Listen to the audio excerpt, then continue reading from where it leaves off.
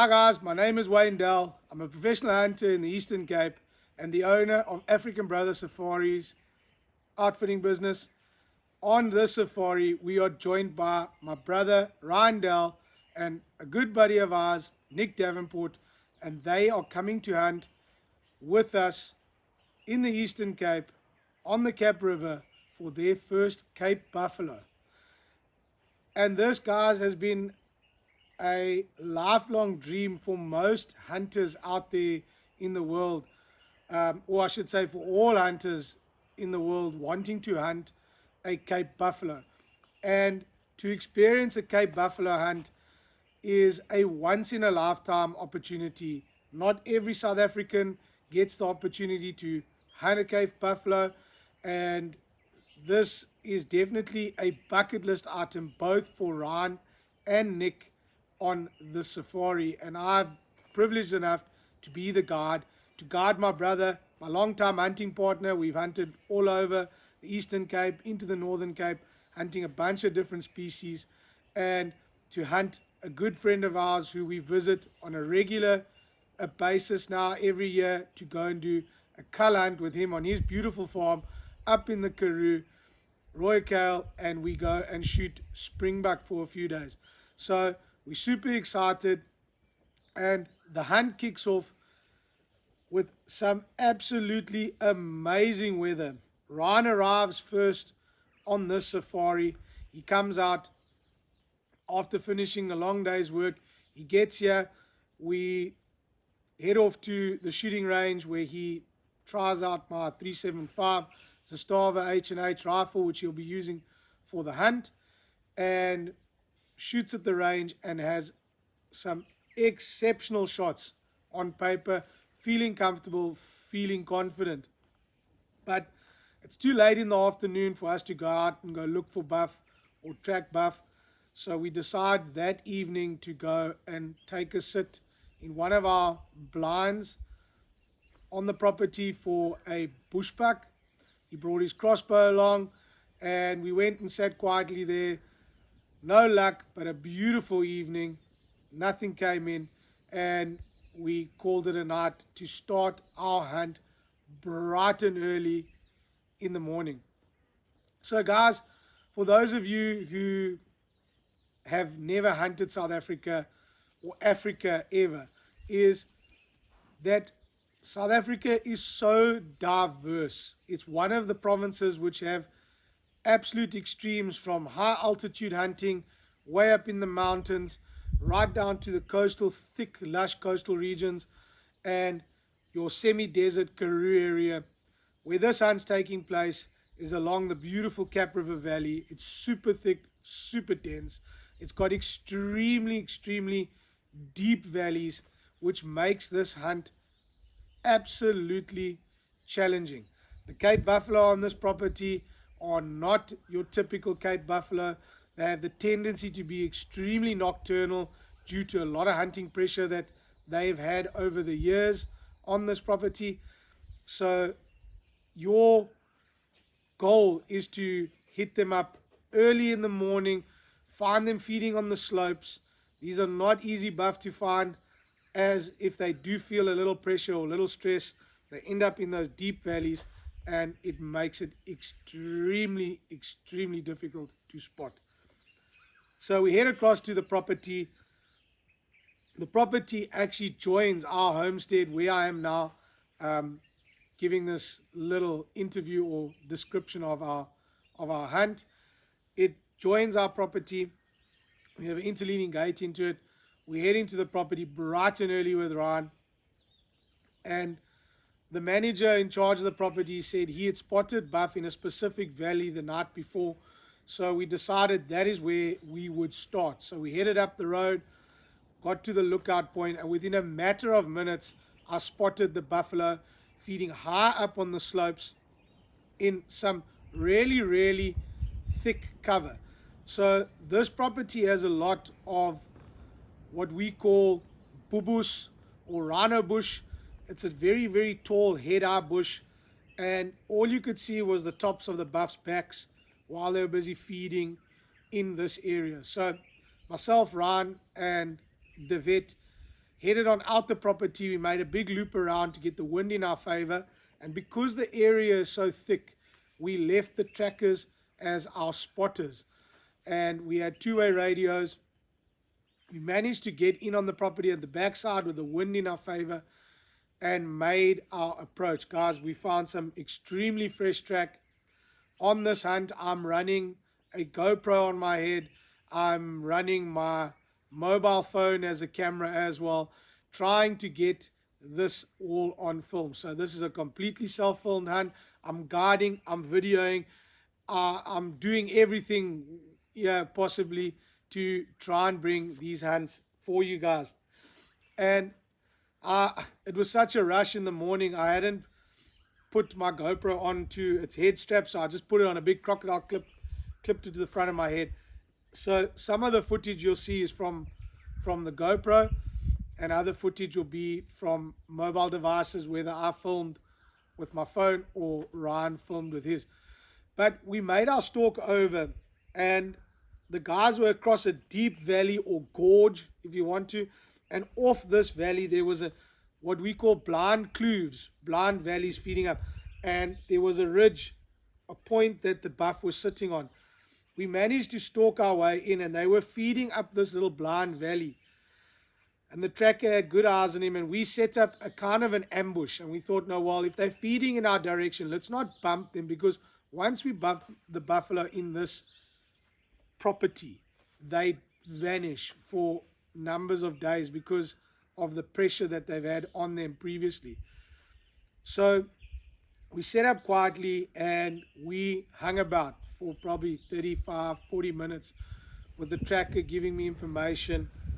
And the little valley that we were at was a 60-yard shot across the valley. If they popped out in front of us feeding, we were no more than 20 yards or 10 yards. It'll be a really close shot. And let me explain what buffalo we're hunting on this specific property. We were after specific buffalo bulls which didn't make the grade that the manager and the owner were wanting on the property. So any buff bulls that were under 36 inches, buffalo cows were on the cards. But from what we had observed from across the valley was that there were buff cows with calves in this specific herd that we found. But there were 3 or 4 bulls that we had spotted that we needed to have a good look at to determine whether they were the target bulls that we were after on this property. And with the waiting around for 35 to 40 minutes, the tracker said to me he's lost sight of the buff. That's why I said there's another little valley that you can't see from where we are. It's a little blind valley off this one where they seem to have hunkered down. So we made the call, Ryan and I and the vet, that we would try and approach these buff in this valley to get a good look at them. And guys, bear in mind, we're walking through stuff that's head high, and then I've got to climb on rocks to look, try and get a better visual. And we made our way to where this valley, so we were walking on a ridge, and the valley kind of ran off to our left, and the buff had disappeared and bedded into that specific spot. And the reference point that we had on top of this, there was an outcrop of rock with a power line to our right, and the tracker had said they disappeared below that. And we managed to sneak our way forward, and while I was sneaking our way forward, looking, peeking, Ryan actually spotted the buffalo behind me, a big buffalo bull lying down probably 20 yards in front of us, and he grabbed the shooting sticks and stopped me. But in the same time that he stopped me from walking, I'd spotted a cow and a calf just to our right, bedded down. So we had found the buffalo bedded in this little spot, out of the wind. We had the wind in our favor, and this is where the waiting game started. The buff was lying down, looking away, big old bull, but we couldn't gauge him. And guys, any hunters with experience is gauging an animal from behind or from the side is very, very tricky, especially when you're gauging age and maturity. You want those animals looking straight at you. So obviously you can get width on a buff from behind, but you do want him to look at you straight up from the front to give you a good idea of whether he's going to fit into the criteria that we were hunting. So we waited it out. eventually another young bull came up from our left, and he bumped that big old bull, woke him up from his bed, and they walked over behind some thick cover, and they were busy mauling around at the back there. I had spotted a third bull with very, very big bosses, and he looked to me that he was under the 36, but he was lying behind some thick cover. And while we waited up, all the buffalo started feeding over and away from us, where we had to readjust and reassess our position. And we looped back to get the wind in our favor again, got onto the big outcrop of rock that we'd had as a reference point, and we spotted a buff cow in front of us feeding away with its calf. And then we spotted a bull. There was a big bull with a big white clay patch on his butt that we knew that we were into them, but we needed to know what size he was, and he never gave us a full-on frontal view of him. We knew he was old, but we couldn't determine whether he was under the 36. And as the day was getting away from us, this is where we made the decision to leave the buff where they were. We hadn't bumped them, and they hadn't got wind of us, and it was getting to that midday time where they're starting to head down to water and bed down. So we pulled out. With that, we got a text message or WhatsApp from Nick. He had arrived on the property, so it was perfect time for us to head back, get back here, grab something to eat, get Nick to the shooting range, and decide on our game plan for that afternoon. So we headed back here. Nick was ready and waiting, all geared up. Guys grabbed a quick snack, and we had the midday period to kill. And Nick had brought his son Dan along with him, who was after a big Nyala bull. We had our trackers out scouting previously and spotted some big Nyala bull on the Fish River side of our property. So guys, on the western side of our property, we've got the beautiful Kap River Valley, and on the eastern side of our property, we've got the beautiful Fish River Valley, Great Fish River, deep, thick valley, and that's where we got a lot of high-quality Nyala bulls living in the thick stuff there. So we decided to go and take Dan for an opportunity at a Nyala bull.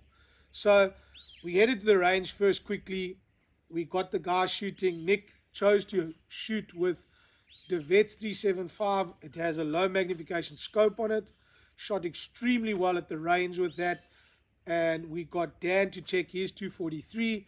Shot really well with that. And we headed off on our midday hunt. So guys, if anyone has hunted the coastal areas of the Eastern Cape, it's very much a hurry up and wait type of game. You got to sit, glass these tiny pockets where the game feed out, and it's super thick. So you got very few points where you can use to walk as an advantage. We got one spot where there is a road. We walk down to the river, glassing across a big valley, looking across a valley for bushbuck, nyala, any of those species that live on those sharp cliff faces. And we decided, because of the time that we had, we glassed the area where we'd seen the nyala bulls. We spotted nothing there, and we headed down for a walk down this valley. Made our way all the way to the bottom where we spotted a young bushbuck ram. He wasn't big enough to take, but it was awesome to see that we had spotted a awesome bushbuck ram. And then we had to turn around and make our way back up to get to the property across the way. Good thing it was next door, so we didn't have to travel far to make sure we got there in time for our afternoon hunt. So we rushed back over, we changed out the rifles, got the big rifles, I grabbed the rest of the camera gear that I needed, and off we went back to the property. With that, Tevet had found us at the lodge there, and he said, I've spotted the buff. They're still in the same place or similar spot. They feeded more up the valley, the inner basin there. We got to the lookout point. We went and dropped the guys off where they had spotted them previously. And we, with the wind the way it was, we used our approach from the morning, which was awesome. We left Dan in the pickup, and he could watch up the valley and glass and see the buff where they were. We put the trackers on the lookout points where they could guide us in. And myself, Ryan, DeVet, and Nick headed off around the valley. At this point in time, we'd spotted about 16 buff. Manager had spotted 21 buff, but we only spotted 16 when we had got there. And we'd spotted 5 bulls in this herd that we needed to go take a closer look at. So we used our approach from the morning, and while we were glassing the buff up, I noticed the giraffe walking across the top of the mountain, and we needed to get there and work our way to the buff where those giraffe were. Luckily for us, by the time we'd made our loop around and got the wind in our favor, where we would walk over and come down a ridge above the buffalo, the giraffe had grazed their way in the trees to the right of the buff. So when we bumped them, they moved away from the buffalo, not towards the buffalo. So this made it easier for us. But in the process of getting there, we also bumped into a bunch of waterbuck cows. Luckily, again for us, with the hunting luck on our side, we managed to work our way around them, and they moved in the same direction as those giraffe. So on approach to where we knew where those buff had been, it was like a bowl. And as I said, in front of that bowl, guys, there was a massive big gorge. And we got to the top, and I spotted a bull and a cow. And when we got to where we could clearly see the buff now, all of a sudden we only saw 8 or 9 buffalo. And we got to a point where we'd run out of cover to get any closer. The buff were ranging between 80 and 100 yards away. I think we ranged the one buff at 104, but we couldn't get any closer. If we'd got any closer, we would have bumped the buffalo. But while glassing through all these buff, we spotted the big bull. He was an exceptional bull, and really a bull that most clients would dream of hunting. He was feeding out, and he presented himself for a shot, about the only buff that was presenting himself at this time for a shot. And eventually I spotted some buff in the thick stuff, and a cow walked out. Another young bull walked out, a soft bull with extremely good genetics. He was really wide. I'd reckon he's probably around that 38 mark, but a completely soft boss buff. And with that, another buff walked out behind the cow. But absolutely chilled, guys. And this is where I stress, when hunting buffalo, you do want to try and catch them unaware, because that gives you the best advantage on making those shots count. Especially that first shot, you want it to be taken when the buff's adrenaline is down, and you put that perfect shot on so he doesn't go too far. And in our case, because we are hunting these thick valleys, the further the buff runs, the harder the retrieval is of that buffalo when you have got him down. If you wound him, it's an exceptionally long day, a long game. And because we are hunting the late afternoon period, we were around that 4 o'clock time frame. We had about 2 hours of daylight left. And if you wound a buffalo in this period, you will be doing a follow-up the next day, which is never nice for a client. They've got that long night of worrying about the animal, and then when we get onto it, if it's not dead, it becomes a track, and it becomes a tough hunt in the thick valley. So luckily for me, this buff comes out. I have a good look at him. He's under 36. I call it. I show the guys. I call DeVet over. DeVet comes over. He has a look. He gives us the A-OK, all thumbs up. And now Ryan decides to hand over the opportunity to Nick, because he has got the rifle with the scope on. We're shooting at 100 yards. He's got my 375 set up with a red dot, and I set Nick up for the shot.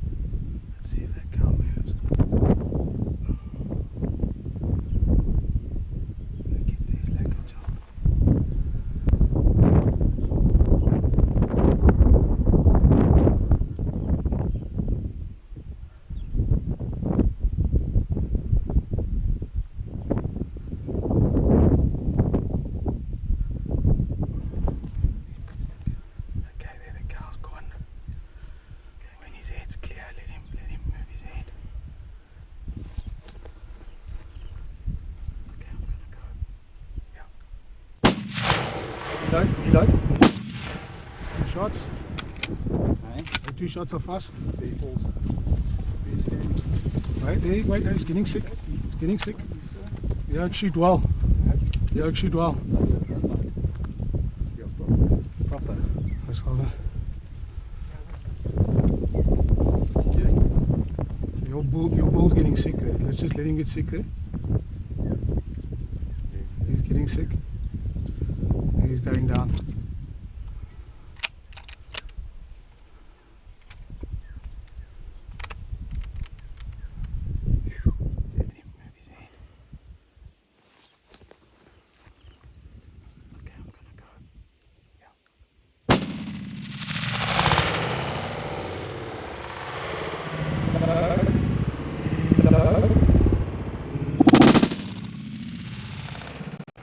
That was all so that I could get the shot right. Let's see the hand. Let's see the hand. It's shaking. I can tell you it's solid shaking. shot. Well done, my man. Well done. Great shot. Great stalk, boys. He hasn't bellowed yet, eh? So let's wait a little bit. And you'll see in the video where Nick has come well prepared for this. He's watched a lot of YouTube videos. He's gone through the anatomy of the buff. He knows where to shoot it, and I guide him through the process as well. There was a cow standing behind. We waited for the cow to move. We got him all set up. He was comfortable. The buff turned his head. I told him to slow it down, let the buff move his head, and take him on the shoulder. And Nick made the absolute most pinpoint, precise shot that any guide is appreciative of, because especially when you're hunting dangerous game, you want those shots to count. He hit that bull where he needed to with a 300 grain Hornady dangerous game bullet. With that, the buff moved. Obviously, you'll hear in the video, I always encourage my clients to reload as quick as possible. But prior to this, Ryan and Nic had discussed that if the buff carried on moving, Ryan was to help him knock it down. 375 rung out on my right. Ryan placing another perfect shot behind the shoulder. The buff went 10 yards, fell over. He got up, staggered around with us. The rest of the herd came out. They ran down into the valley, and now we watched the buff stagger. We knew he had 2 great shots in him. He fell down, he stood back up again, and this is typical of a buffalo, guys. They take a lot of steel, they take a lot of ammo, a lot of lead, I should say. And the whole thing about this is slow and steady wins the race. Don't rush down there. Don't create unnecessary adrenaline when it's not needed. We had us, perfect visual on the buff. We saw him go down. And one thing we didn't hear was the death bellow. Ryan says he heard a bellow. I didn't hear a bellow, but it was a real faint bellow. We heard a lot of crashing in the bushes. We didn't know if it was the rest of the herd crashing or our buff crashing down. And now comes the approach. So with me running the camera and stuff, Ryan backed Nic up. They went down. I got them going down through this thick stuff. You'll see in the video again. Extremely tall, thick pubush or rhino bush as we call it. And they made their way down to the thorn tree where we saw the buff initially fall, and then we spotted where the buff had rolled and he had expired on the ledge against the bush. And thank goodness for those trees, because if he hadn't stopped there and hung himself up, we would have been another 150 yards down into the bottom of this valley. So this was 4:10 in the afternoon, guys, and now the hard work starts. If anyone has hunted big game in Africa, they know it's extremely important to get all the meat out the valleys or out the property or out the bush, and this is where the hard work kicks in. My tracker Zwei, who is on crutches, he has only one leg. We are working hard at getting him a prosthetic, and we have a Backer Buddy campaign. The link will be in the description if you guys are wanting to support this extraordinary man, extraordinary tracker. Hit that link in the bio and go and share it far and wide and donate to getting him back on track. The man didn't back down with his crutches down to the bottom of the valley, and this is where he caped out the buffalo for Nic. And the hard work started. We started portioning out that meat.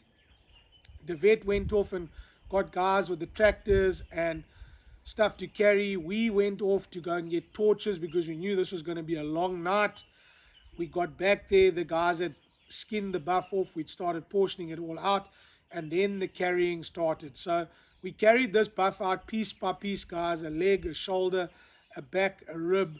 It came out, every single last bit of it, including the cape, and we got out the bush at 8 o'clock or after 8 that evening. So we had an exceptionally long day. It was an awesome hunt, and we got the buff out of the bush.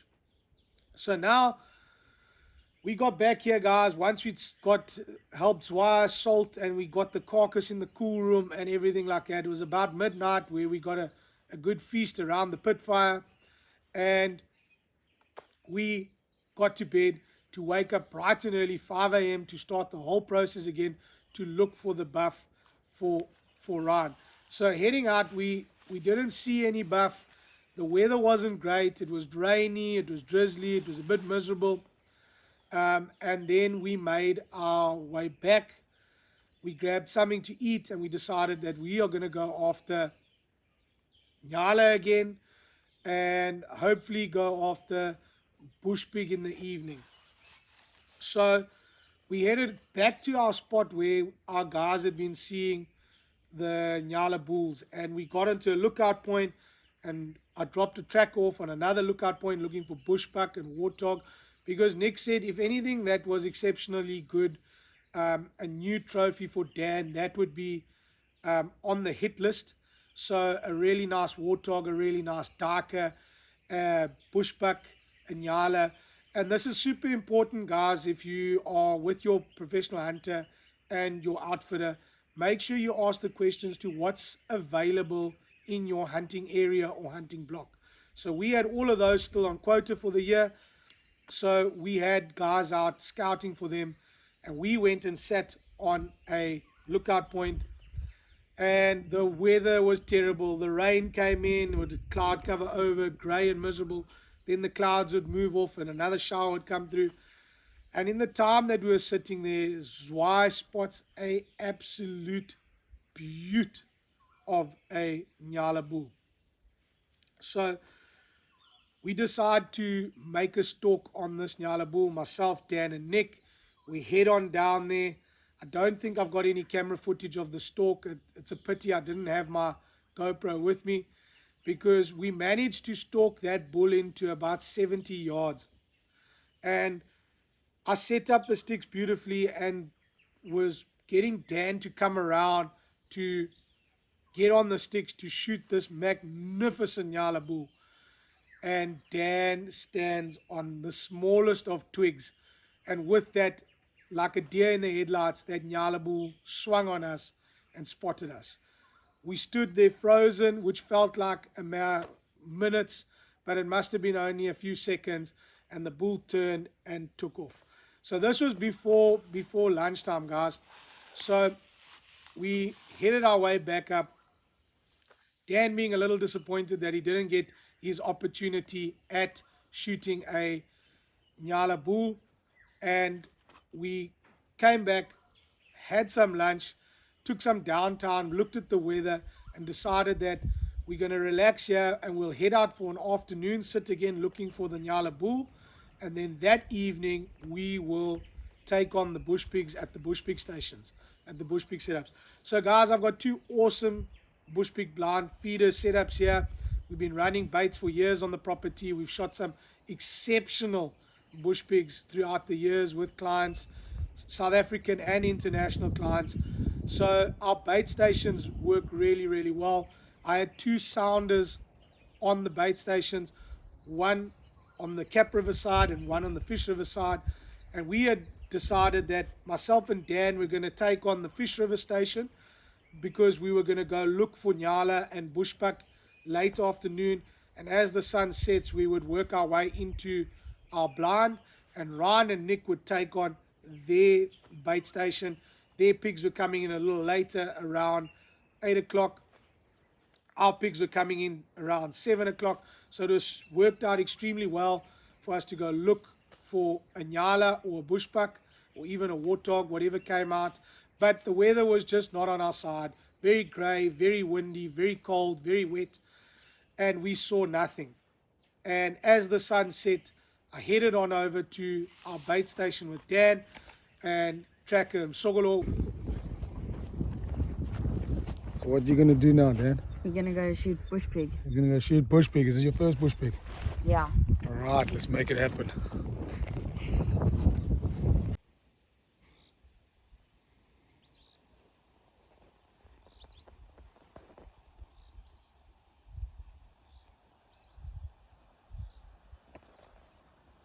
We went and sat down in the bait station, and this is where the exciting part comes in, guys. Hunting bush pig is very much like hunting leopard that most guys say. I've never hunted leopard myself, but they call it the poor man's leopard. It's sitting quietly, listening, waiting, staring at the bait, and then all of a sudden the ghost appears itself, as whether it's a leopard or a bush pig, or you hear him coming in, crunching, clucking, stepping on things, grunting. It's very, very exciting. You're sitting in the dark in a little blind, and you can have bugs, beetles. You have literally got Africa at your fingertips, and you can't see it. So an extremely exciting hunt. If you are interested in doing something like this, it's definitely one to get under the belt. So Dan and I set ourselves up there. We got in nice and early. I pointed out to him what would happen. The pigs would rush the bait site. It would normally be the piglets. If they rush in, then the sow arrives and the boar arrives later. Or a boar will come in and everything will be behind him and be hesitant to come in. And with this, we were extremely lucky. We had one of our solar lights fail on us, and we only had one light illuminating the blind. Dan checked that he could see his reticles clearly through his scope, which he could, and the waiting game started. Lucky for us, the pigs came on time. We didn't have to wait very long. We were there for about 45 minutes, and the sow and the piglets came in. The piglets rushed the bait, as I said. They went and sat under the feeder, and with that, the magnificent big boar walked in the shadows 10 yards in front of myself and Dan. I pointed it out to him. You could see his back. He came from our left, working his way in the shadows, worked his way around the pole which had the solar light on it, and with luck on our side, walked straight into the light where Dan could see him absolutely perfectly. He was set up, and he pulled off a magnificent shot on a beautiful bush pig boar. He fell right there. The rest of the pigs ran off. Dan looked at me and he said, "What do we do now?" I said, "We sit quietly. Maybe the pigs will come back and we get an opportunity at another one." We gave it 10-15 minutes. The pigs didn't come back, and Dan went down with him, Sogolo, as I fetched the pickup to load up this beautiful, beautiful bush pig boar.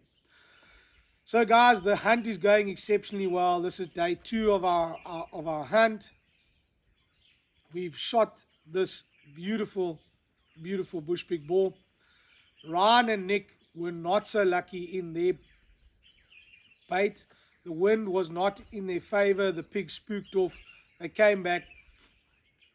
Excuse me. We got to bed nice and early. We had a good feed, or early enough to start our buff adventure the next day. So with this, the next day, guys, we had decided that we were going to split up. Nic and Msogolo and Dan were going to go after the nyala again, and after the bushbuck, myself and Ryan and Devet were going to go after buffalo. So the weather was pretty terrible. It was very, very gray and overcast. We found the buffalo, but by the time we could spot the buff or see the buff, it was during that time where the buff were heading off to bed down. So unfortunately, we didn't get a chance at the buffalo there. We kind of knew where they were, but Nick and Msogolo and Dan got extremely lucky, and they managed to shoot a beautiful bushbuck ram. For Dan's first bushbuck ram was an awesome trophy. He shot it on the side of the cliff face, down on the Fish River, and they had one heck of a carry out to get it back to the trucks.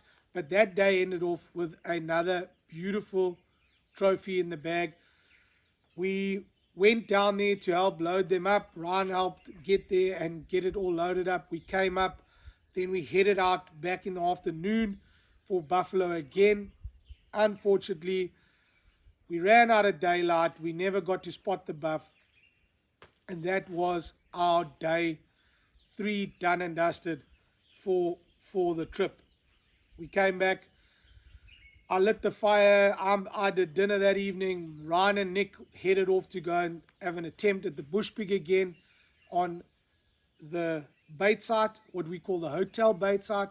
And this evening, guys, baiting is a tricky thing. It's one of those where it all works in your favor or it doesn't. And this specific sounder of pigs were super, super hesitant and super, super spooky at this bait site. And this evening was absolutely dead quiet. You know, when those evenings where you can hear the bugs, the crickets, that noise wasn't even there.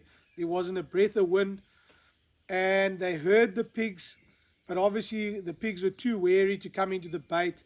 They busted out. The guys called it an evening, and they headed on back, and we finished up a great evening here because the next morning Nick was heading back home bright and early, and Ryan and I had one last crack at the buffalo that morning, and unfortunately we did not capitalize.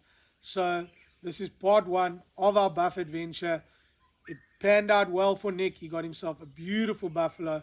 And if you are wanting to come and experience this type of hunt in the Eastern Cape with myself and my team, find us on social media, hit us up, go onto our website, check out what we are all about. It's all about fair chase hunting in the Eastern Cape, walk and stalk, and taking on the Cape buffalo in the thick valley of the Fish River or in the thick Kap River Valley. So come and join us on an experience for your trip of a lifetime in 2026 in South Africa. Cheers, guys.